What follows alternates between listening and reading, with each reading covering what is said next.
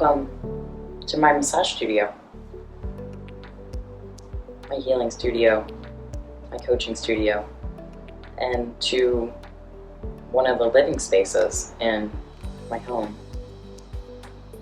I wanted to do this video in this space so that you could get a sense for what it's like to visit with me and for us to possibly work together.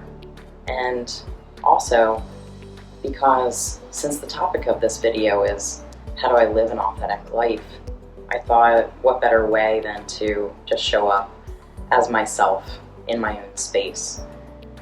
And I'll be honest with you, making a video like this, it's not something that I feel very practiced in, so there's a little bit of anxiety in the background. It's the same space as speaking in front of a group. Even though this isn't a live video, there's still those sensations there. And I wanted to display for you how it is that a person comes to be with their own lived experience in order to find their way into this space of authentic being. And what it really comes down to is being completely honest with ourselves. You know, there's a lot of ways that I could have gone about making this video, and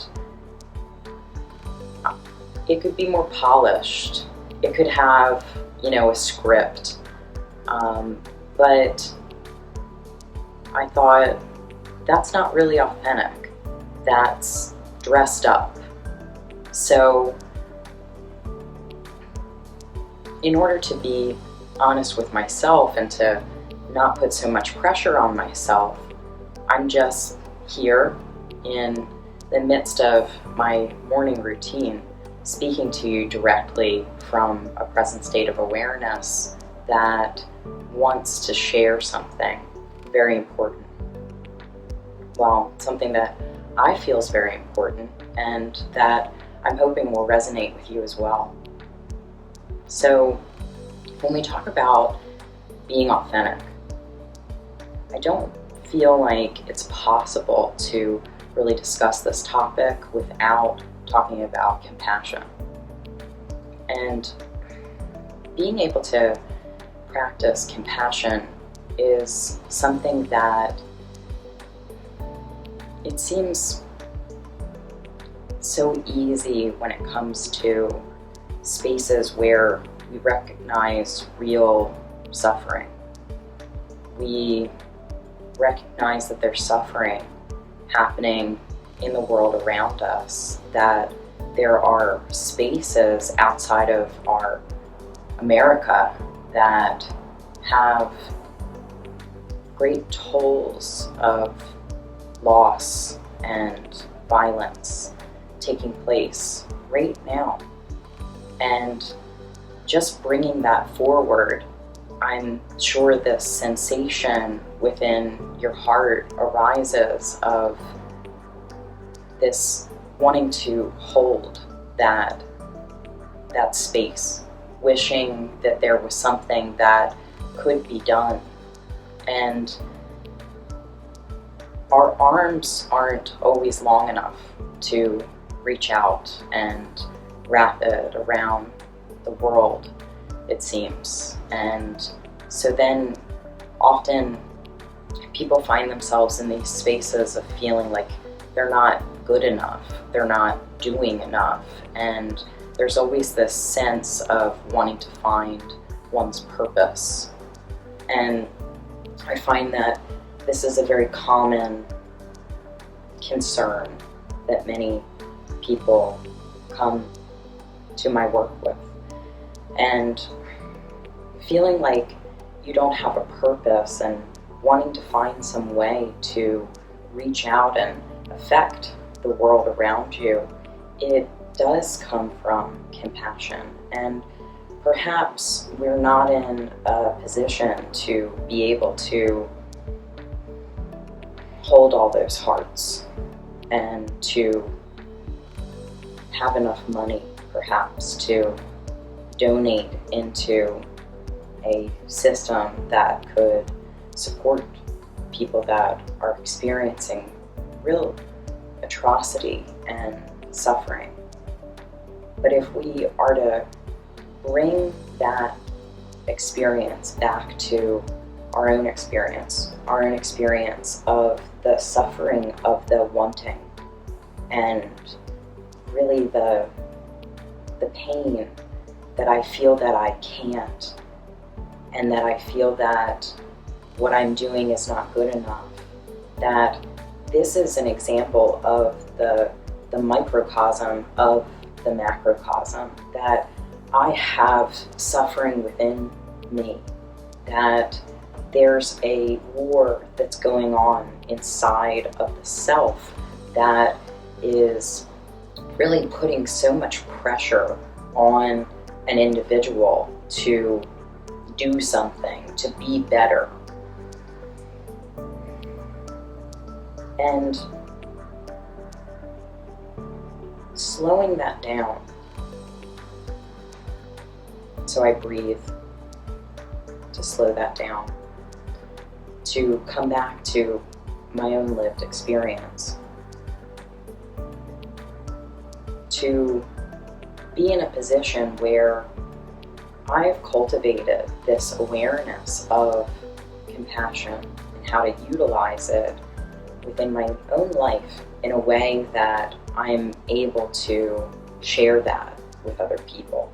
And yes, this is my profession, but there's many ways that we can utilize this compassion in every walk of life. And it all begins within ourselves. And a lot of people talk about empathy.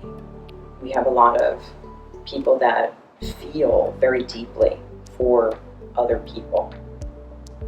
But there's differences when we're talking about empathy and compassion. This is something that I learned from a researcher on shame. Her name is Brené Brown. You may have heard from her. She's a brilliant speaker and author.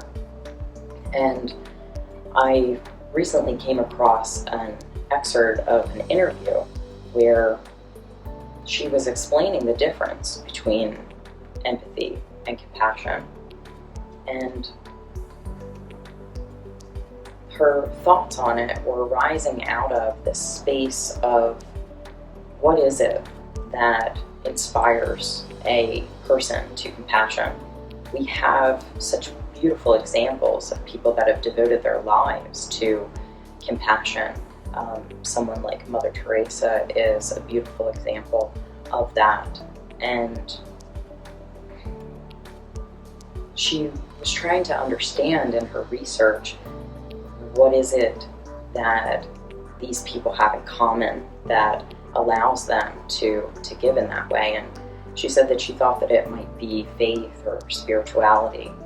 But interestingly enough, what she actually found was that the difference is that people that practice empathy, this is a learned skill.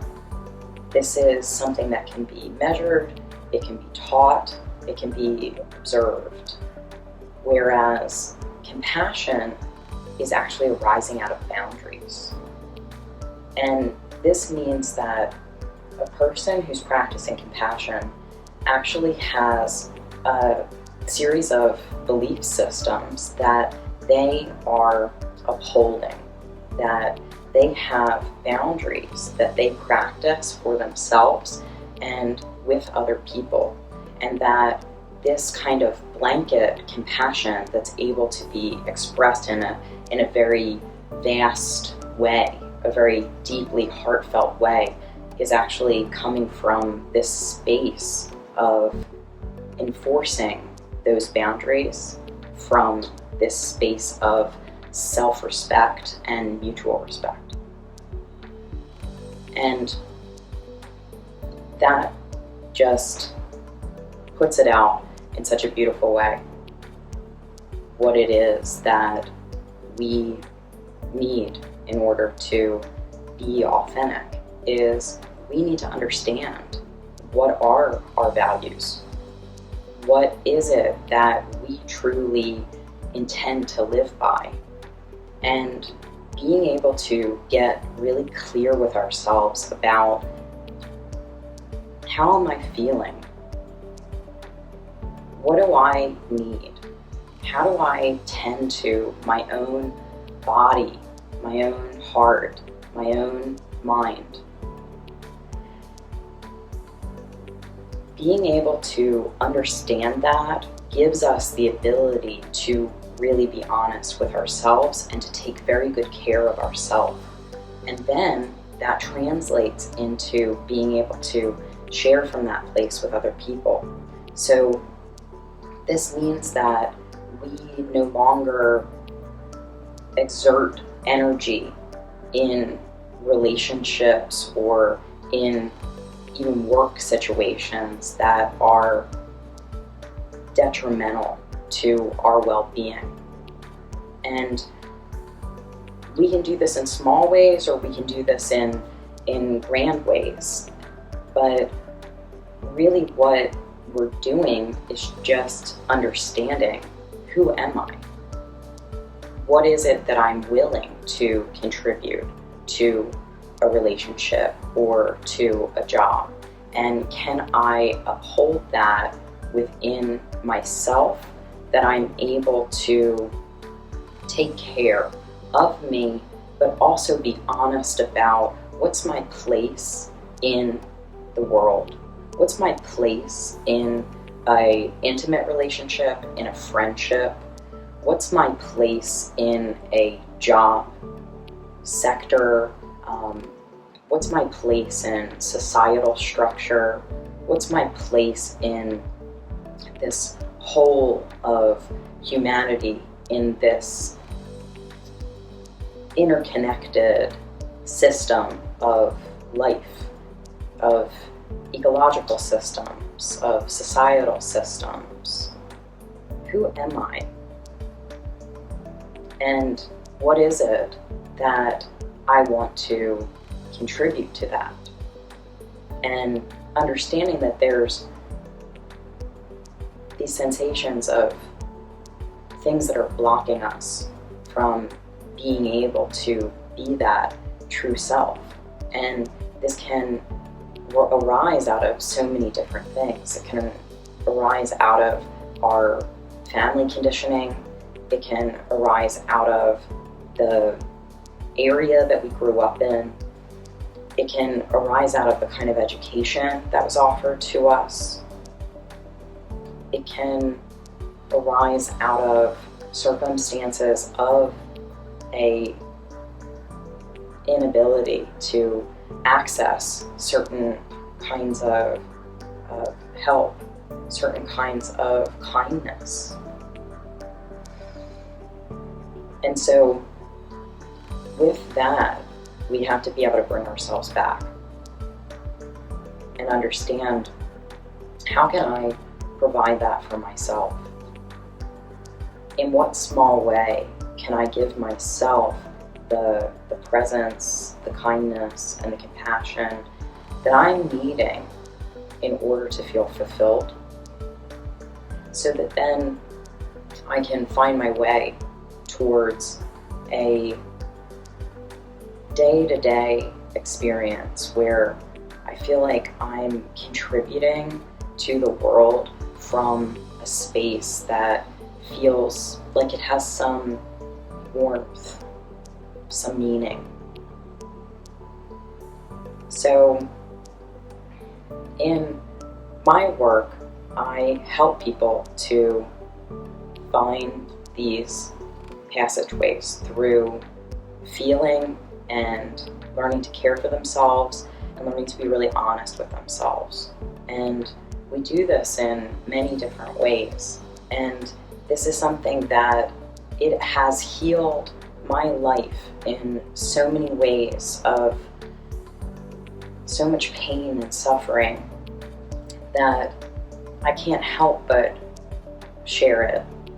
Even if this wasn't my job, it's really who I am. It's what I've become as a result of that, because when I sense into my own suffering, I'm able to sense into the suffering of others. And then I feel inspired to do something, even if that's just smile at a stranger. And I want to help you to realize, who are you? To help you to see the beauty that really resides in you, and how deserving you are to feel that you are good enough, that you matter, that you do have a purpose, that ultimately you are your purpose, and that in loving yourself unconditionally and learning what is it that's stopping me from being able to really sense into that love is what will allow me to find my way in this great mystery that we're all living as humans, spirits that are having human experiences, that have this basic goodness within us that it wants to connect.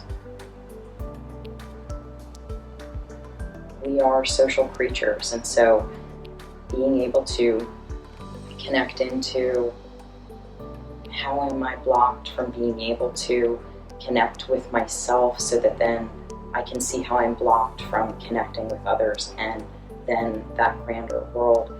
This is, to me, the answer that we're all looking for. And so I hope that you'll explore some of the services that I offer on my website by following the links below, and see how maybe we could develop a relationship together where we can start guiding you toward your home, towards your heart, towards your sense of belonging, toward your ability to feel that you have purpose and that you matter, and that you can feel good, and that you can feel healthy and happy, even in a world that is filled with so much difficulty, and that we can feel as if we have a way that we can reach out from our own sense of true self, of authentic being, and we can radiate from that place, and we can create, like a pebble dropping into a pond, a rippling that can reach others. I hope that this has been helpful for you today, and I hope that I will see you soon. And I hope that you feel the resonance of this beautiful message of compassion. And in closing, I just want to send a prayer, a blessing, a wish, a vibration out to all beings. May all beings be happy, safe, and free. May all beings find their way home.